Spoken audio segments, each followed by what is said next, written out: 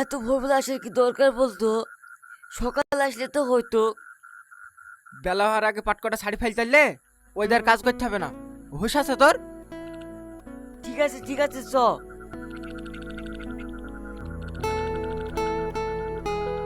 কই কমবে? পানিতে নাম, তারপরে তো দেখতে পাবি।